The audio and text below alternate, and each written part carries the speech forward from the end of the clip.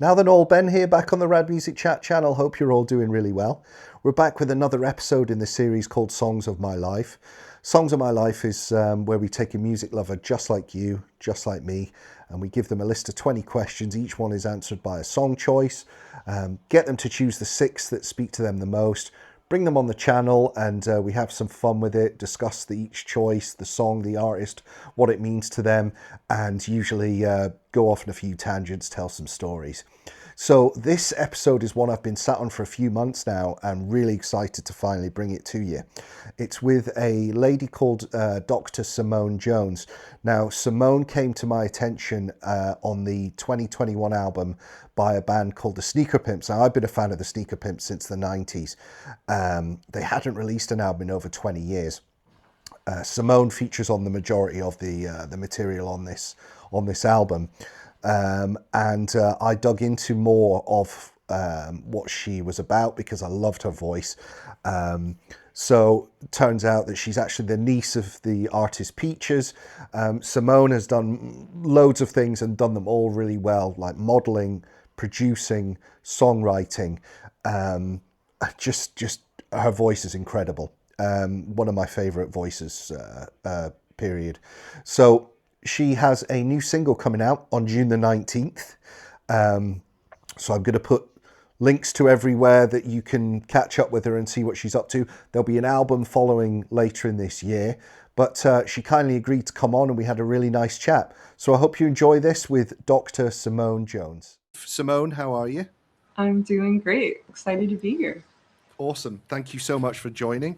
You're in Miami just now, so we've worked out the time difference, and I really appreciate your time coming on.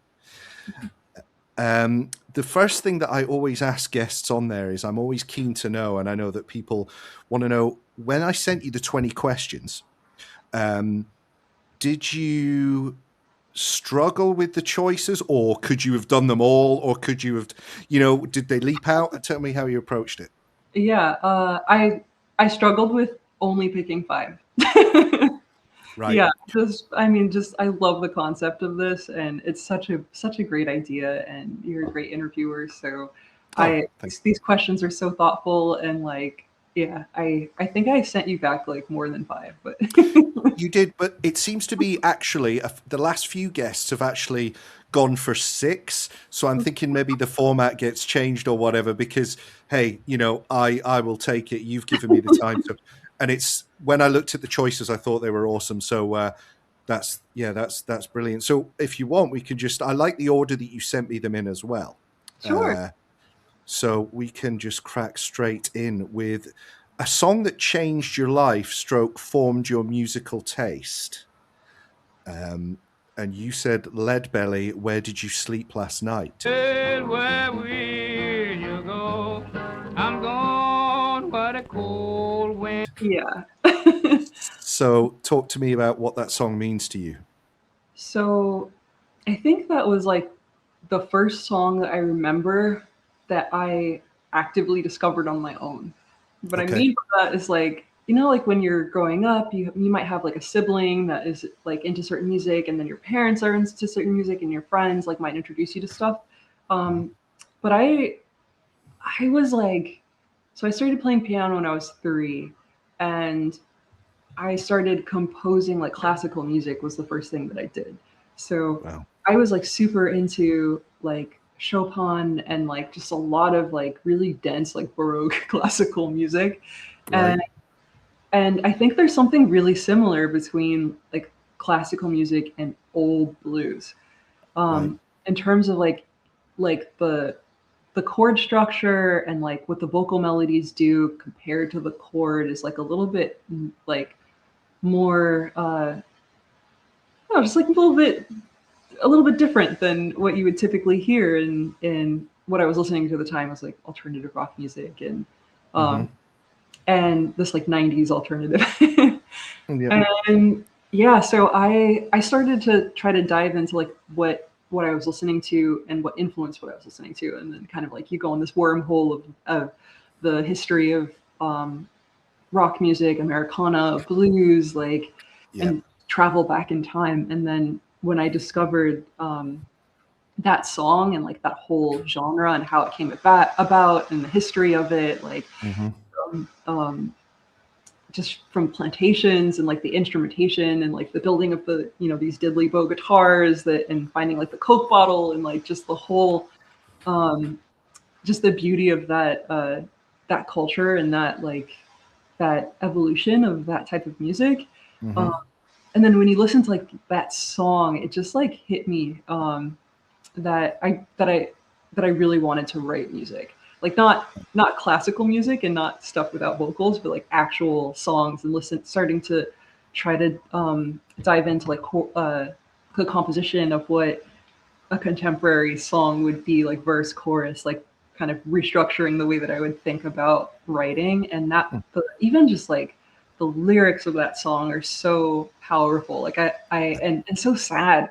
I don't even really know what it's about, but there's just something that's like haunting about it. And I love that in that music from that period, that it's like kind of before rock music became homogenized, in the sense of there was so much pain in the sound, right? And I think that has to do with like the history of America, like tied into like to like the history where that music came from like Negro spirituals and African music, and then pulling that into like plantations and slavery, and then the, a lot of those songs like carried an entire like population through very difficult like mental pain. Yeah. And it was used to like elevate the spirit, but also just like kind of like as this catharsis. And you can hear it in the voice, like you can hear the influence of that.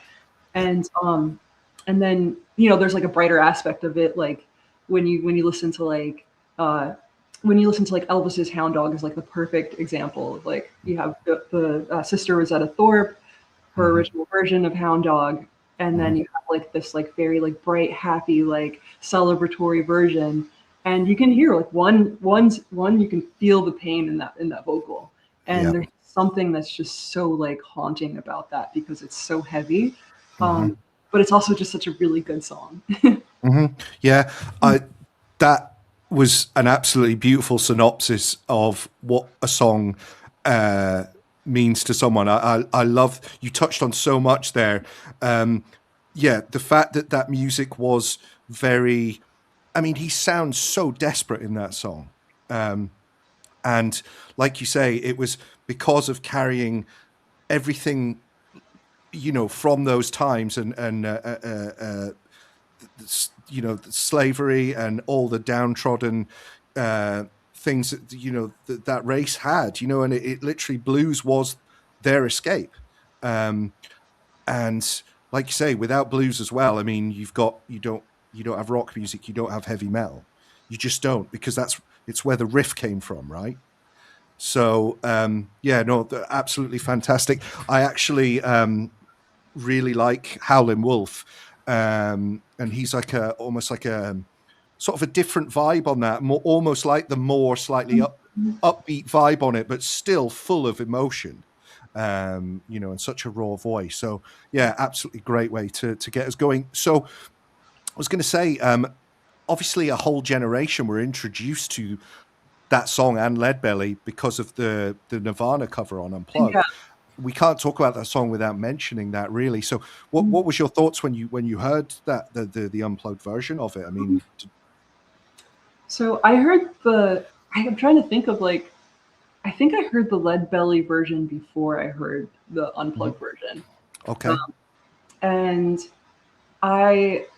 it's just the perfect example. Like, I mean, Kurt Cobain knows his music history. Like, he's diving into the influences of the music that probably inspired him, from like Killing Joke, going a step further and like back and back and back. And, and yeah, that's like, there's such a rich, network and archive of just really beautiful songs from that time period that are kind of like under the radar. So I love that. I love that he knew who he was and like did a killer version of that song, and like made everybody know, you know. Yeah, no, absolutely. Yeah. Yeah. can't add anything further to that. It is a really great version. I love how he tries to inflect some of, it's almost like a really nice tribute to Leadbelly, the way that he changes his voice a little bit when he's singing that song. It's because that's kind of, you've got to toe that line between a cover being a bit corny or nailing it. It's true, right?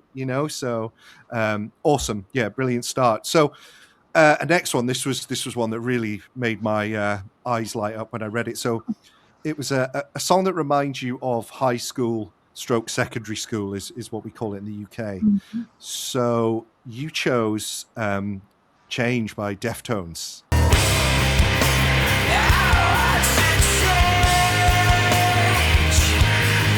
Yeah. What a song. Go for it. Yeah, so Deftones was up there, like top 5 bands in high school. That song is it's just so sultry and so it's almost like as catchy as like a pop song. Like totally. So it really like it doesn't matter what genre of music that you're into, and if you're not into like it kind of bridges the gap between like between music that's like a little bit more off the scale of what somebody like who's not into that genre would get into. Like we're not going full Slayer here, but like we're we're kind of just like allowing like people who are into that might be listening to I can't even say like a 90s pop band off the top of my head. I was not really, dabbling too much into 90s pop, and that was like very right field pop. But like I think that Deftones is just like I've seen them live, like they're just a great band. Like great vocal, like, great writing, like great great like tension between like vocal melody and chord. There's a lot of like dissonance that is really like powerful in the vocal melodic choices that contrast with these like bar chords that are not just like typical bar chords. They'll have like diminished like notes or like things that are like a little bit like make some tension, and then he'll play with like resolving that with the voice and like takes you on a little journey, and it's heartbreaking and kind of like sexy at the same time, and it's just like 100%. Like the Sneaker Pimps. Oh yeah, actually. Right? Heartbreaking and sexy at the same time. That's the same. Yeah, what the Deftones does to me was the same that Sneaker Pimps does to me. So, it's that song is there's something about it's almost like you say, it's not all about just getting to the chorus. Although the chorus in that song is amazing and huge, there is this little sample before the chorus that's sort of like before it all kicks in. It's like this really eerie sound, almost like from like a horror movie. And that's the part of the song that I always wait for is for that, because it's like, oh, it's coming, and it just explodes. But the video for that song is, sometimes when a band, an artist will nail a song with a video, they do that with that whole video as well. I just think it captures. So basically that was your band through high school, or one of your bands through high school, was it? Yeah, I mean, I listen, probably like the number one band would be Radiohead for sure. Okay. Just like, I mean, I love Nirvana, like anything in that realm. A song that you have fallen in love to. Mm-hmm. So 6 Underground, Sneaker Pimps.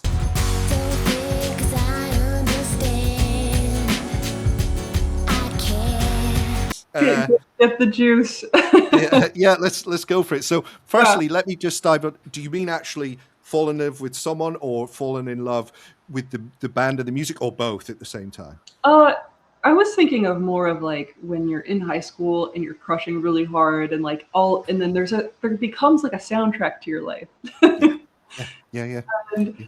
you remember those songs and you tie them into those memories, and that's kind of like the beauty of nostalgia when you're listening to music that maybe you listened to growing up. It kind Yeah. of like takes you, it's like a wormhole back to that place. And knowing that, I've been very particular about what I listen to when I'm dating certain people.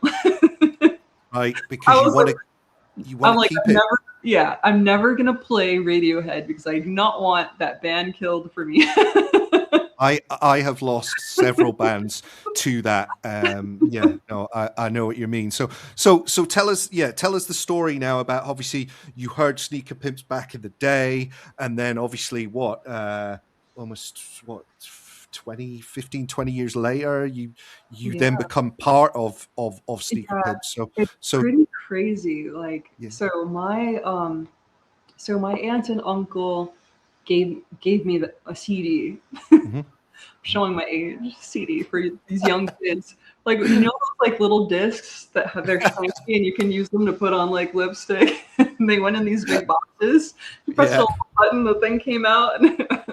amazing. Or the discman that you had to carry around like that, otherwise it would skip. Yeah, couldn't jump, couldn't go to the No, gym, because no. that thing would be shaking and skipping. Yeah, yeah, Um, yeah. Mm. so yeah, had a CD, Yeah. and I think it was a burn. Yeah, it was definitely a burn, a burned version, um, which is a copy of Yes. the original version. You could like make copies. Yeah. Dubbed it, as the kids Sorry, say, I think. sorry, Chris and Liam.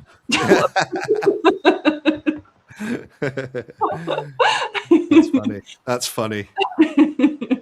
But you know what? I was like, I had no money back then, and like I'm super grateful that I had the opportunity to listen to that and Mhm, own that because it mhm. changed my life. And yeah, so when I heard it was Becoming X, and when I heard that album, I just like it. I was just like, I had no. I don't think I was such a traditionalist. Like I played, guitar and piano, and like I was so into music with instruments that Yeah, like yeah, I didn't really listen to very, except for maybe Nine Inch Nails, but the way they do it is like subtle. yeah, But I wasn't really listening to music that had like kind of any like other like non-organic, like kind of just the foundation of it is like guitar voice, piano voice, like it's yeah, very identifiable, like what's going on in the background. When I listened to the production of that, I was like, what is going on? Like, is this like is this electronic? Is this like pop? Is this like alternative? It kind of opened up my taste from yeah, that point on yeah, into a whole nother genre, really. yeah. And um and I loved the vocal. Mhm. And I mean, like when Liam described like how he recorded her vocals to me later, I was just like, okay, this is why it sounds so good. Because Was it not in a bedroom cupboard that they recorded Kelly's vocals? I don't know where, but he was just talking about like the technique and Ah, like right. Okay. how painstaking he, like every word, every syllable is like intentional. Right. So um and a lot of edits and a lot of like he did such a good job of like picking the best elements of like every syllable. And he, Right. he really taught me how to like comp vocals. Like, so even I still use the the techniques that he taught me and like the ear to like picking out like my best parts of the vocal and like how I like cut together like a finished version of a song that I'm recording. And Right. that really ties into like that album actually. So it's Right. kind of ironic, but that album really just like got me through, like my first heartache, my first like, like I think I was yeah, just that teen angst of like Mhm. unrequited love, and Yeah. uh, and just carried me through it. It was Mhm. it was emotionally uplifting and healing, and Mhm. yeah, and so to come full circle on that project was like really meaningful for me because they were such like a part of my adolescence. Formative, I guess you would say, right? For sure, it's a great word. So it's got everything though. Like, I guess I was, guitar music was my thing at the time as well. And like I told you off air, the story about when I first, obviously it starts with No Low Place Like Home. And obviously there's heavy as hell guitars in that, you know, and then Tesco Suicide has the sort of that hooky drum loop that just never leaves your head. And it's got everything. So you've got angst, you've got anger, you've got sadness. Yeah. The next one that you chose it's a bit different, because with this question, when I put favorite cover song to people, often, you know, they'll take that as, oh, I really like the cover of Boys of Summer by the Ataris. You know, that's one of my favorites, or whatever, you know, or Whiskey Bar that the Doors did, that is a cover of I think it's a Brecht cover. So your one is actually, it's your favorite song to cover, which is really cool. I love that you've done that. So you'd said Kate Bush, Running Up That Hill.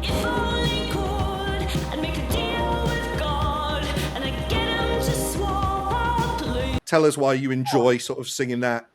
So my aunt is an artist in Berlin named Peaches. So she is very much been a big part of my musical education when I came to Berlin, and kind of like opening up the Pandora's box. She's like, you need to hear this artist. You need to listen to this and this and this and this. And Kate Bush was like, you are not a singer until you know the right beauty of the bush. And awesome. And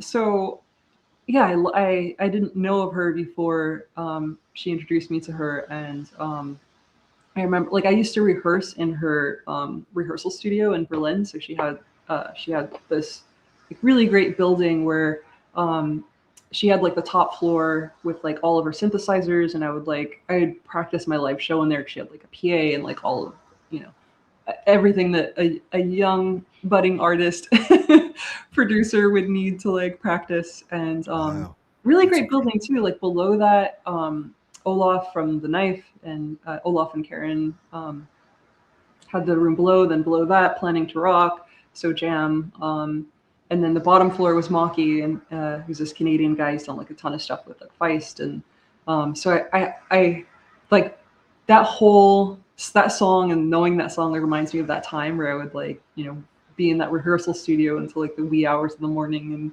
Berlin. And I would just like play. I would go to different instruments and see like what different kind of like characters I could get out of my voice, and kind of just experiment with, like, you know, my approach as a vocalist has not been to try to like sound like a lot of artists that will listen to a song and try to just copy that exact vocal tone.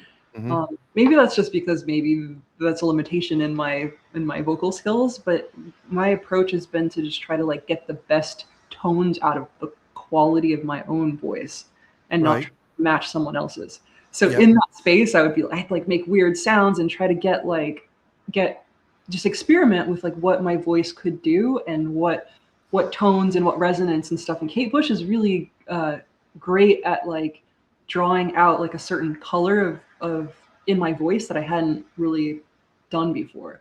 So running up that hill for me was like really great practice. And so yeah, it's super fun to play. And so I do a cover of that song on the Omnichord, and I love to play this on tour. It's always been like a crowd favorite. And yeah, and I put like a, you know, like a cheesy little like 80s like drum loop on the actual machine. Sounds worse than it is, but it's actually really cool.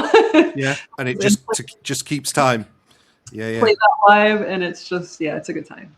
That's so cool. So basically, yeah, because people will love that, because I guess it's a song they know, but it's being done in a different way, which, to be honest, it's kind of the key to covers, right? Sure, yeah. You know, so yeah, that's really, yeah, awesome. And I love, as I say, I love that you've subverted that question. You know, so to be like your favorite song to cover, proper come at that from a musician's angle. So that's great. Awesome. Okay, a song that gives you goosebumps. I love that you've chosen that question. It's one of my favorites. So Wow, yeah. I mean, I think this artist, you chose PJ Harvey and the track Down by the Water. Oh, help me, Jesus, come through the storm. I think PJ Harvey is probably a Goosebumps sort of style artist. So tell me about your relationship with her, her music. That's another artist that I just came across kind of on my own. I don't remember being introduced to her by anyone. Mm-hmm.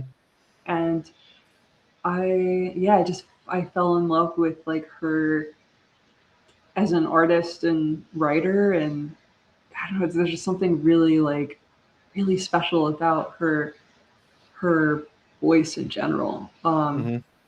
And it also reminds me of like being in like Joshua Tree, like Dave Catching studio, and like being in this like grungy like desert like town, kind of like this like rustic like uh vibe of that's very Mm-hmm. typical of like if you've been to Joshua Tree in you Well, kind of know exactly what I I'm talking about. no, The I've not, but I've yeah, I've watched documentaries on it and that town, and I think obviously one of the reasons why the obvious thing here is, but the reason why the U2 did call the Am Joshua Tree was because they were so apparently it's an area and the studio where you it almost becomes all encompassing when you're there. It's very like becomes a vibe, becomes a mood almost. Is that right?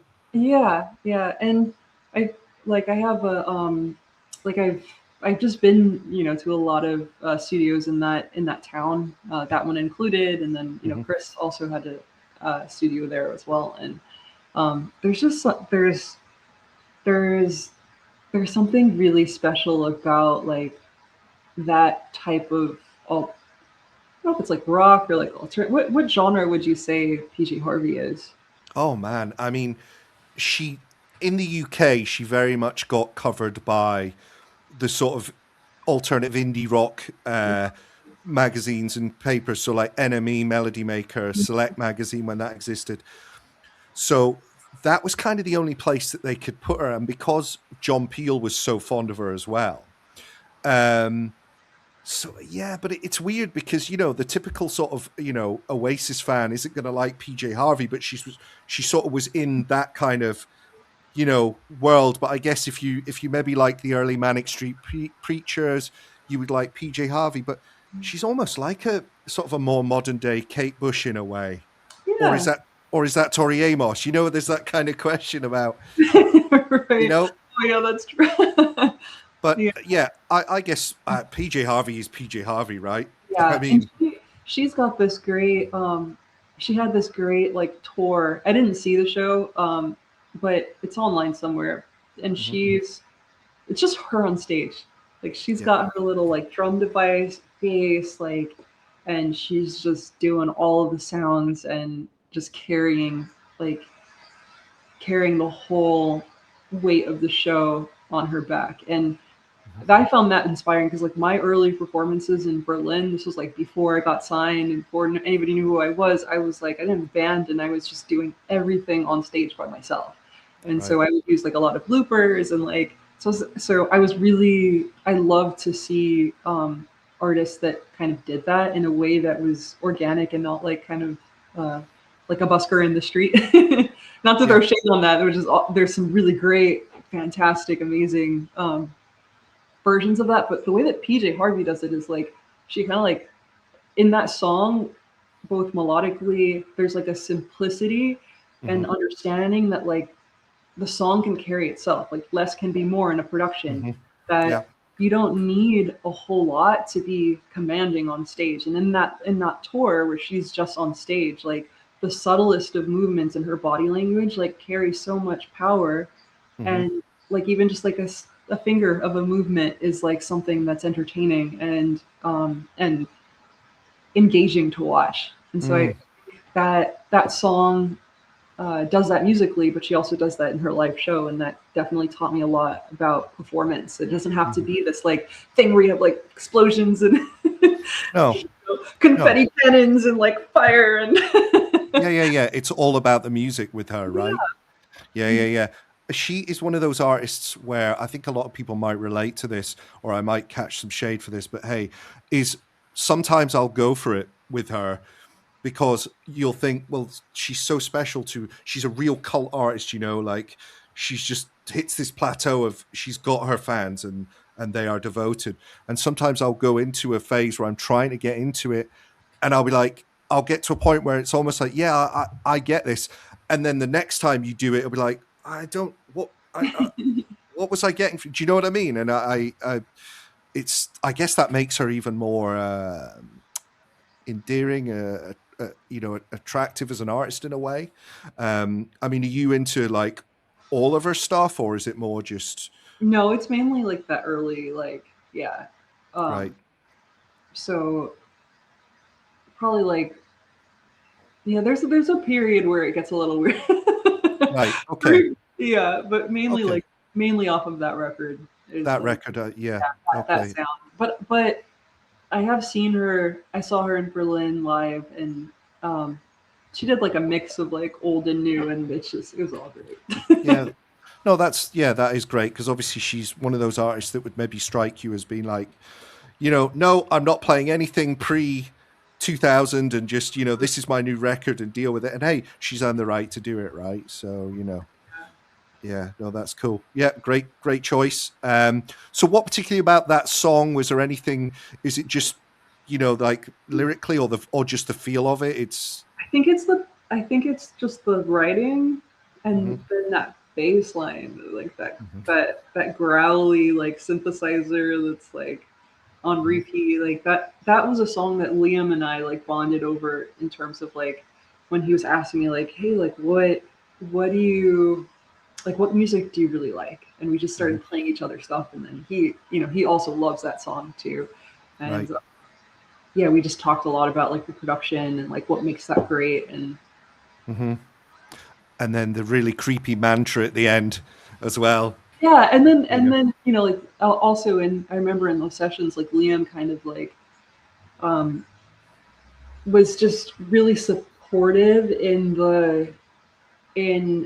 me using like a vocal tone that's like more unusual, which kind of like goes against like the typical like pop sentence. Like the obvious thing that you would do is like a pop vocalist in like 2026. Yeah, right. There's a weird like quality like that my voice like goes into that's like almost just in a different like register. And and he used that song as an example like of just not being afraid to like kind of ditch what everybody else is doing and really like do this thing that's unusual, because that quality, like when I tap into that sound and pop in and out of it in my vocals, it's actually really cool. Yeah, no, it was one of the things that drew me straight away on Squaring the Circle, was the fact that there was tones to your voice where it was like, only the Sneaker Pimps would like use this, if that makes sense. Like it was almost, your voice gets used almost as like another instrument in certain parts of that record as well, which I love, as well as there being some actually just really luscious, gorgeous sung hooks as well, and that's why I think I like No Show so much, is that actually really dips in and out of both. You've got this really great hook that just digs itself in, but you do stuff with your voice in it that's like just a bit off the off to left field sort of thing. So yeah, it's cool, it's awesome. Okay, a song that makes you want to drive fast. So this was an interesting one. I love this band. So you chose the song "The Pot" by Tool.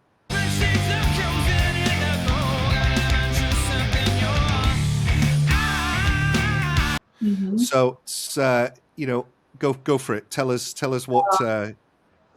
This one could also be in the category of like people that might be surprised that you like that you like, but I love Tool so much that like I try to like not actively listen to it because it puts me in a weird headspace.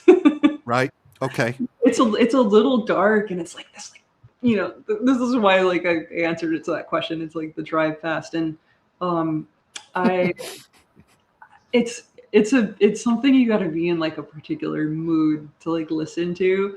Um, but I could listen to it all the time at the same time.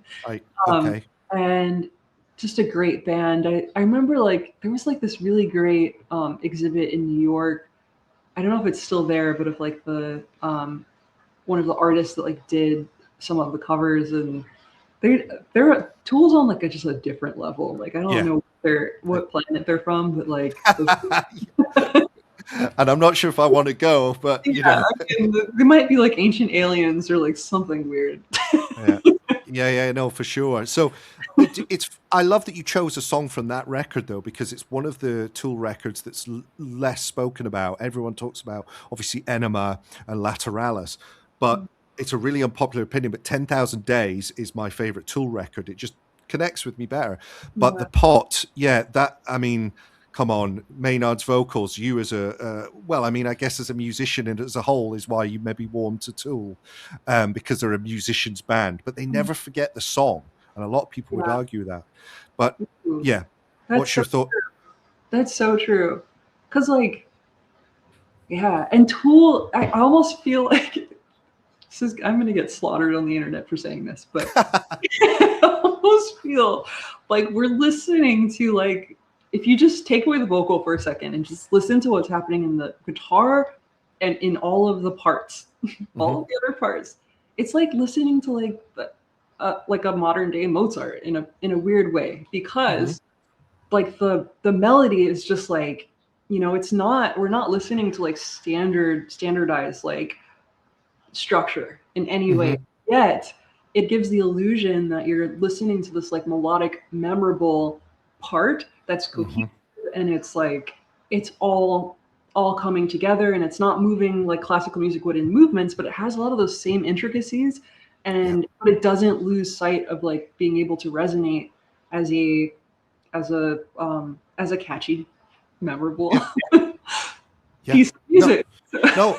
You nailed it, and that is the real. That is, I don't see anything controversial about what you said there at all.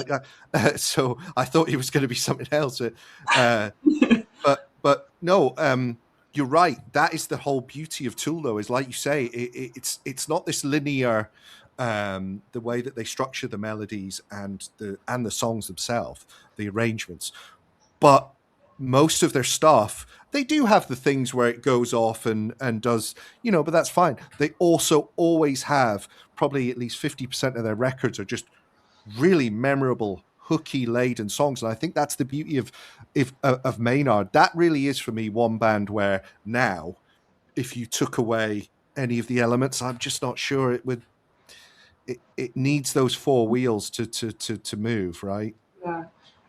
Yeah, I Um, guess even classical greats were like trying to do that. I mean, Mozart was pop music at the time. mm, mhm. Like, I want to write something that's really memorable. Yeah, yeah. But before there was a kind of uh, sort of structured way of doing that. So, um, but Maynard's vocals, man, that it took me a long while to get into Tool, and I think it was more because, and I'm guilty of this, and everyone is, whether they admit it or not. Sometimes the fans of a particular band make you think I'm probably not going to like them, and I have no problem admitting that. But it took me a little bit of distance away from the people that I always saw that would listen to Tool to just be like, do you know what? Just listen to it. And then I was like, oh man, I've just spent years not listening to this. Yeah, it's so Um, true. But I feel like that's like we're losing that now because yeah, like I remember in high school, it was like if you listen to this kind of music, you dress a certain kind of way. You were yeah, part of like a whole culture, and yeah. now nobody cares. No, Like you're the you're right. fans are so diverse for Mhm. and it probably has to do with like the way that we consume music in terms of like streaming and playlists, and like we don't really listen to albums anymore, which is a crime and a shame and a tragedy. But Yeah. No, you're right. it's it really like yeah I feel like we're in a weird we're probably going to become disillusioned and a little bit jaded from younger people that are consuming music in that way, because yeah, now it really just like everybody's listening to like a million different genres, and like the fan bases are so diverse, which is really Yes. great. It's really great for artists that like you can have like I've had like babies to elderly at my shows that are both of all types of like demographics, Hmm. um where yeah, back in the day you'd go to like one alternative band, like a grunge band, and everybody's in like jeans and flannels and Hmm. combat boots and Yeah, yeah. No, you're so right, but uh, that's really actually quite profound what you're saying about why you think it's become not so um, obviously culturally, because of the fact that people aren't having to choose. Well, I'm into Metallica, so I'm going into my city to my record shop because the new Megadeth album's out, and I know that I'm going to like that, so I'm going to buy it. They're not that kid doing that might also like My Bloody Valentine, but he's not he wouldn't have had the £15 to spend buying Loveless, right, at the time.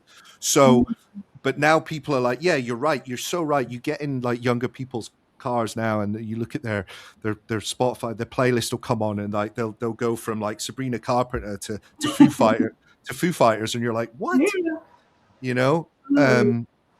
So yeah, no, you're really right there, because there's not the almost investment of time and money. Yeah, But you kind of miss that whole thing. I a little bit.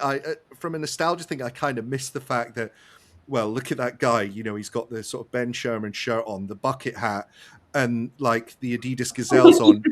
Chances are he likes, the Verve and stuff like that, right? nailed it. You see what I'm saying? And I guess that's maybe the kind of, it's kind of where we are with the age thing. Whereas, some people listening to this would be like, what are you talking about? But it was a real cultural thing, right? Yeah, So yeah, it's true though. It's like, why do metalheads grow their hair out? Why do you yeah, know yeah, so true. But yeah, those six choices were absolutely fantastic. Yeah, just really really enjoyed it, and a real diverse set of stuff there, and some absolutely great stories behind it. Um, Now, obviously, I know at the time of this recording, and I'm just going on the record of saying this, is a little bit before you've got what's coming out, which I will obviously add on to the intro. But what I was going to say is, where can people find you who just have enjoyed your episode? They want to know what you're doing, your socials, what's going on in your world. yeah. So I am thinking in the future. So, so I have a couple of releases coming out. I have a few singles, and then we'll drop my album shortly after. So Mhm. probably available for pre-sale or. But I will. on all of the platforms. I'm on everything. I'm on all of the stuff. Yeah. No, I'll make sure that everything that you have out at the time of this airing will be clear to everyone where they can find you. But what is your sort of Instagram and your So Instagram is Simone Jones, mhm. and I think everything is under Simone Jones. So Yeah, just search Simone Jones. 1M, 2 N's. oh That's yeah, important to remember. right. Yeah, We'll absolutely. make it easy So for you guys. yeah, 100%. Listen, honestly, it's been a real pleasure and an honor as someone who's a fan of pretty much everything you've put your name to. Did I hear you right earlier that you said Peaches is your aunt? Yeah, she is. Wow. Mhm. That's cool. Yeah, I found something out about you. I thought that I'd done my research, but didn't didn't realize that. So that's really cool. That's awesome. Yeah, as I say, really appreciate you coming on. Huge fan. Good luck with everything. Yeah. And yeah, hopefully I'll get touring. I'll hopefully see you soon. All right. It's All nice right. to meet you. Thanks for Yeah. having me. No, take care. Thanks, Simone. Bye.